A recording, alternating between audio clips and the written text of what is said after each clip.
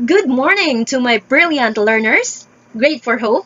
I am your teacher for today. You can call me Teacher Ray. Now, let's start our day with a prayer. Please stand, bow your heads, and feel the God's presence around us.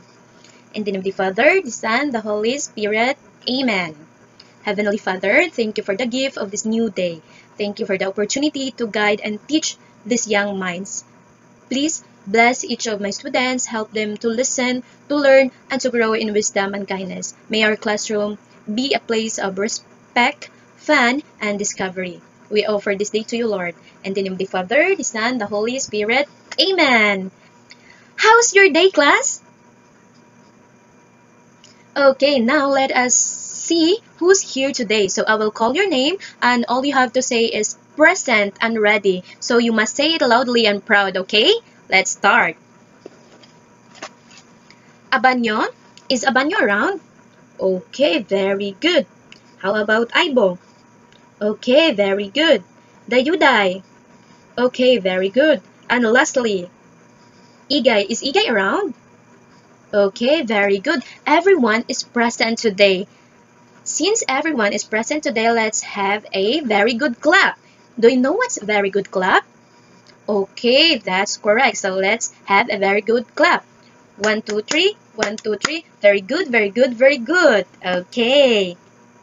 Last week, we talked about something that is magical and imaginative. So, do you remember what it was? Okay, that's right. The fantasy stories. So, these are the stories that are make-believe and full of what? Imagination. So, they are usually have things that don't happen in real life. So, example, talking animals, wizards and magic spell, the dragons, the flying carpet, and the enchanted forest. Now, in the fantasy story, the characters can do things that normally people or animals can't, like casting spell, flying, or talking to a trees. So, can anyone give me an example of fantasy story? So, anyone? Okay, all right, class. Very good. So, Harry Potter, Aladdin, and other stories like magical talking animals are an example of a fantasy story. So before we jump into our today's lesson, I have a little treat for you.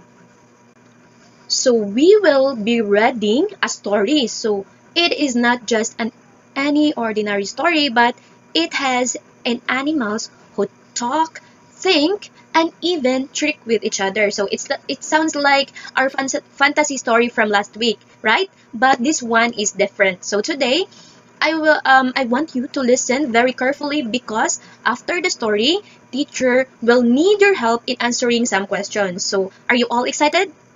Okay, that's good, very good. So this is the story of the fox and the goat. The fox and the goat. One hot afternoon, a fox was walking through the forest. He was very thirsty. At last, he found a deep well and jumped in to drink. The fox was very happy.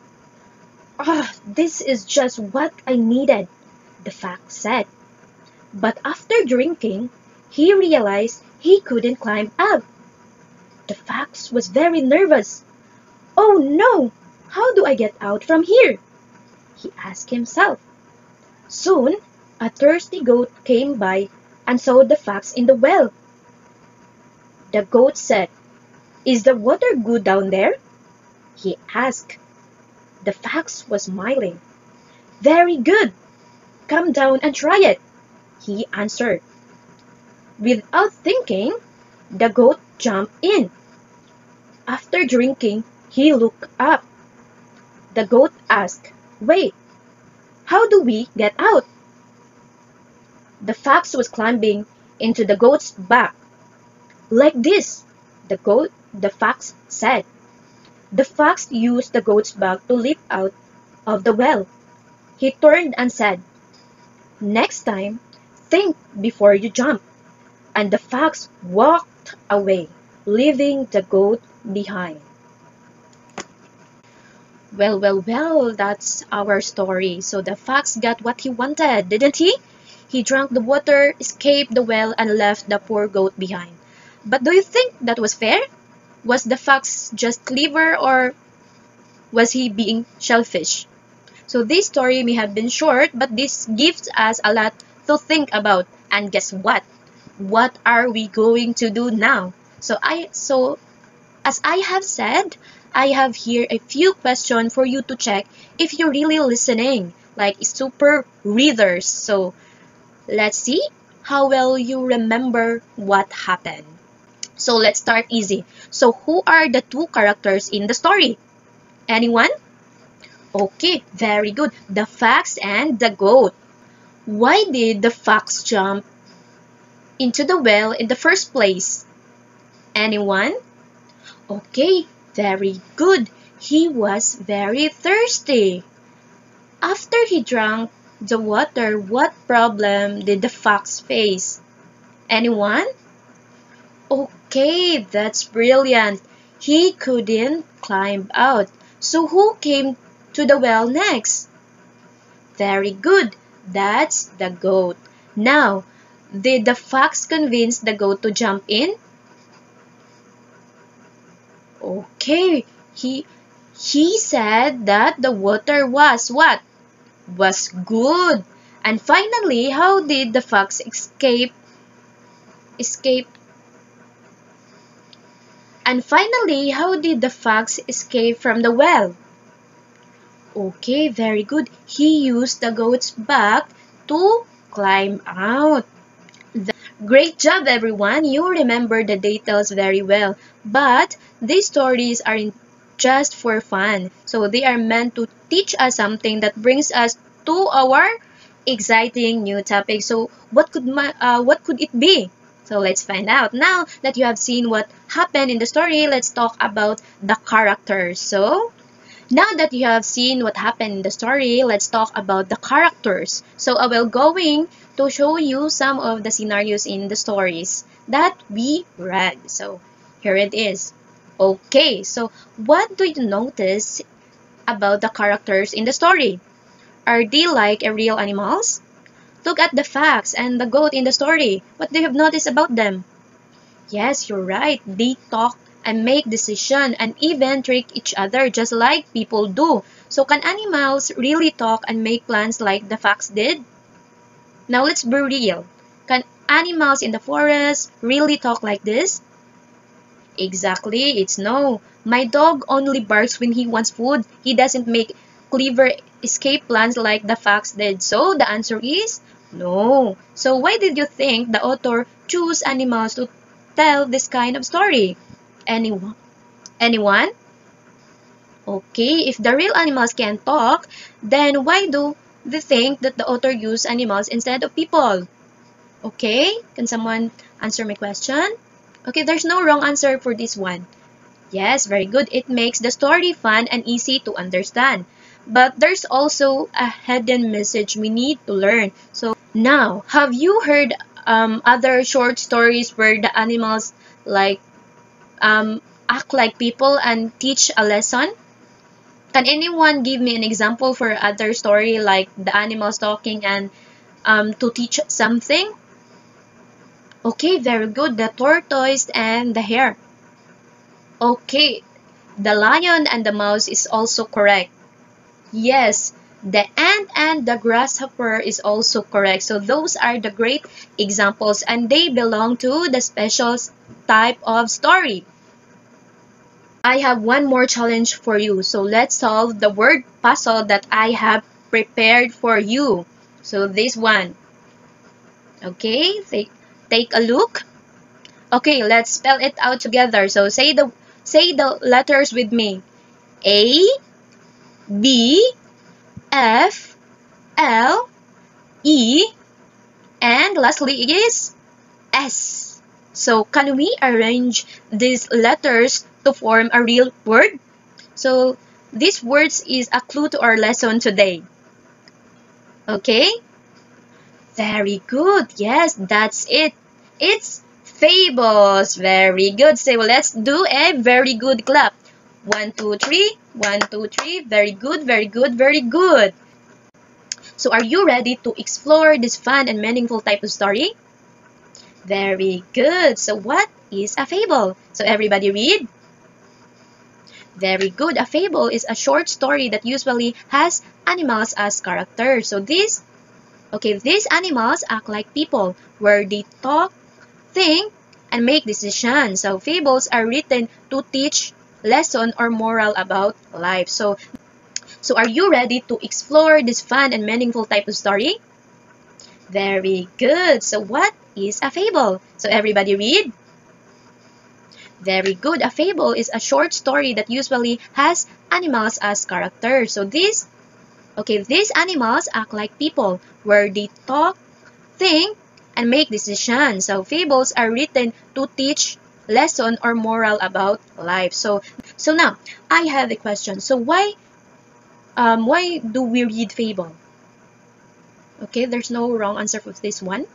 Okay, that's correct. You have an idea. So fables are fun stories that teach us important lesson. So by using animals or characters, fables make it easier to understand and remember this lesson. So they also help us to think about how we should act and treat others in the real world. So the moral of the fable. So let's proceed to the moral of the fable. Moral of the fable is the lesson or the message of the story that you want to teach. So it's usually found at the end of the story, and it helps us to what? Okay, that's correct. To understand what we should do and what not to do. So for example, the moral of the tortoise and the hare. So this is not to overconfident and to be steady and what?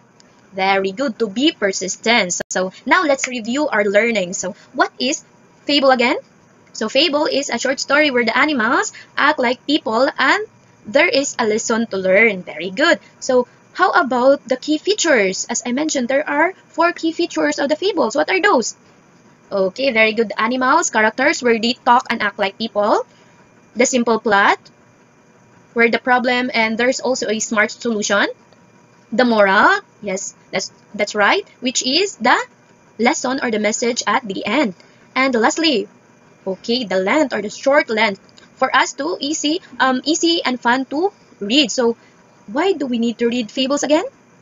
Very good, that's correct. To help us to think about how we should act and treat others in the real world. Very good.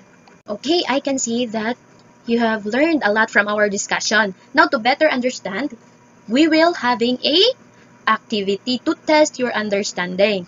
Now, what is that, teacher? So, you're going to create your own fable. Okay, very good. Everyone is excited. Now, you're going to prepare the materials. So, the materials are paper and pencil. Did you bring your paper and pencil? Okay, very good, very good. Next is animal flashcard. So, it could be optional. Okay, and lastly is your imagination. Very good. Now for the instruction is you are going to choose 2 animals only. Again, you're going to choose 2 animals. So pick 2 animals to be the main character of the story. So think about what animals would you like or would be good together, like the lion and the mouse, or it could be the rabbit and the turtle. Next is to create a problem. So think of a problem that the animals will be facing. So for example, maybe the lion is stuck in the net or the rabbit is too proud to ask for help. So this problem should be something simple and easy to solve. Okay, now after having a problem, let's have the moral. So you are going to decide on the moral. So every fable has a lesson or message at the end, right? So what lesson do you want to teach through your story? So I will give some examples. The first one, slow and steady wins the race. The second one, it could be the don't judge someone by their size. And lastly, it could be helping others is important. Okay, now in writing your fable using your animals, you must remember that the animals should talk and act like people. So keep your story simple and a clear problem and a solution. Now you are going to draw the picture to your fable. So it could be showing the animals or the main event in the story. So once you are finished, you can share your fable in the class with your partner. So you can explain the moral of the story after, okay? Okay, the time is up. It's time for sharing time. So let's the story begin. So who wants to be our story star and read your fable out loud. Anyone? Okay, very good. Okay, now that you're done sharing your stories to your classmates, let's have another activity for you to reflect. So, okay, for our fable creation rubrics. So we have here our criteria. So the animals, characters, so that would be 4 points, and the problem and solution, which is the solution are clear and easy to understand, that is for 4 points also. The moral of the story, which is it is clear stated and connects well to the story. And the creativity and the effort. So let's not forget that one. So the story must be creative, original, and well developed. And lastly is to have a writing and clarity. So it is also 4 points where it is written clearly and well organized, and also it is easy to follow. Okay? Okay, I will give you time for making that one. Okay, the time starts now. Now, to evaluate your learnings, I have prepared a questions for you to answer. Okay, I will give you time for answering these questions. Okay, your timer starts now. Okay, time is up. I can see that everybody is done answering. Now let's answer the questions. So test 1, multiple choice. So all you have to do is to answer the following questions. So number 1, what is the main purpose of fable? So the answer is letter B, to teach a lesson or moral. How about number 2? What typically feature in a fable? Okay, the answer for that is letter A, talking animals. Number 3, which of the following is a key features of the fables? Okay, the answer for that one is letter B, a clear moral or lesson at the end. How about number 4? Why are animals used in fables? Okay, the answer for that one is letter C, to help or teach lesson in a simple way. And lastly, number 5, what does the moral teach us? So the answer for that one is letter C, or value about life and behavior. Now let's proceed to test 2. So all we have to do is to fill in the blank. Okay, so be mindful of what I'm going to read because that is the correct answer. Okay, okay. So fables are short stories that often feature what? Feature animals. Okay, very good. Now these animals act like people, and their stories are meant to teach a what? A moral or life lesson. Very good. And now, one of the key features of fable is that has a simple plot with a clear what? What is the correct answer? Okay, the correct answer is message at the end. So fables are different from other types of story because they are written to help people understand important values. So the correct answer is values. I already said it. So such as kindness, honesty, and hard works. So the blank of fable help us understand how we should act in real life. So what is it? Okay, very good. It is the lesson. Very good. Now, let's proceed to our assignment.